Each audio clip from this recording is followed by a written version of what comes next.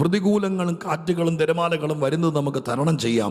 എന്നാൽ സ്തോത്രം, അതിലപ്പുറമായിട്ട് ശത്രു ചില തന്ത്രങ്ങളിലൂടെ നമ്മെ നിർത്തേണ്ട സ്ഥാനത്ത് നിന്ന് നമ്മളെ തള്ളിയിടാൻ നോക്കുന്നെങ്കിൽ ആ സ്ഥാനത്ത് നമ്മൾ മനസ്സിലാക്കി തിരിച്ചറിഞ്ഞ് നിൽക്കാൻ, ദൈവം നിർത്തിയിരിക്കുന്നിടത്ത് ഉറയ്ക്കാനൊക്കെ ഇടയാക്കണമെന്നുള്ളത് വേദപുസ്തകം നമുക്ക് തരുന്ന ഏറ്റവും ശ്രേഷ്ഠമായ ദൈവാലോചനയാണ്. അതുകൊണ്ട് 3-4 വാക്യങ്ങളിലേക്ക് നിങ്ങളുടെ ശ്രദ്ധയെ തിരിക്കാൻ ആഗ്രഹിക്കുകയാണ്. ദൈവം നമ്മളെ നിർത്താൻ ആഗ്രഹിക്കുന്ന സ്ഥാനം, നിർത്തിയിരിക്കുന്ന സ്ഥാനം, അങ്ങനെയുള്ള സ്ഥാനങ്ങളിൽ നിന്ന് ശത്രു നമ്മളെ തെറ്റിച്ച് തകർത്ത് കളയാൻ, വീഴിച്ച് കളയാൻ നോക്കുന്ന പല പ്രതിസന്ധികളുടെ നടുവിലും നമ്മൾ ദൈവസന്നിധിയിൽ വിവേകത്തോടെ കാര്യങ്ങളെ ഗ്രഹിപ്പാൻ മനസ്സുള്ളവരായിരിക്കണമെന്നുള്ളത് തിരുവെഴുത്ത് നമ്മളെ പഠിപ്പിക്കുന്ന കാര്യമാണ്. 1-2 വാക്യങ്ങളിലേക്ക് നിങ്ങളുടെ ശ്രദ്ധയെ തിരിക്കാൻ ആഗ്രഹിക്കുന്നു. ഈ വാക്യം ഞാൻ ഒന്നോടെ പറയട്ടെ.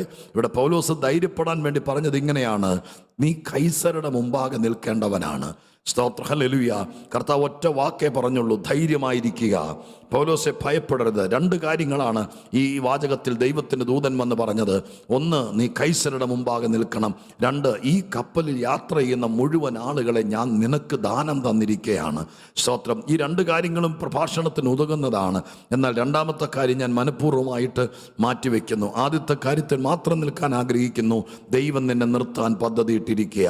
അതിന് മറുവശം ഞാൻ പറയാം: നിങ്ങളെയോ നിങ്ങളുടെ കുടുംബാംഗങ്ങളെയോ സ്തോത്രം ദൈവിക ശുശ്രൂഷയിലോ അല്ലാത്ത രീതിയിലോ എവിടെയെങ്കിലും നിർത്താൻ ദൈവം പ്ലാൻ ചെയ്തിട്ടുണ്ടെങ്കിൽ അവിടെ വരെ എത്തിക്കാതിരിക്കാനുള്ള എല്ലാ സാത്താന്യ തന്ത്രങ്ങളെയും ഈ ശനിയാഴ്ച ആത്മാവിൽ പ്രാർത്ഥിച്ച്, രാവിലെ മുതൽ പ്രാർത്ഥിച്ചിരിക്കുന്ന ദൈവമക്കൾ ആത്മാർത്ഥമായി വിശ്വസിക്കണം.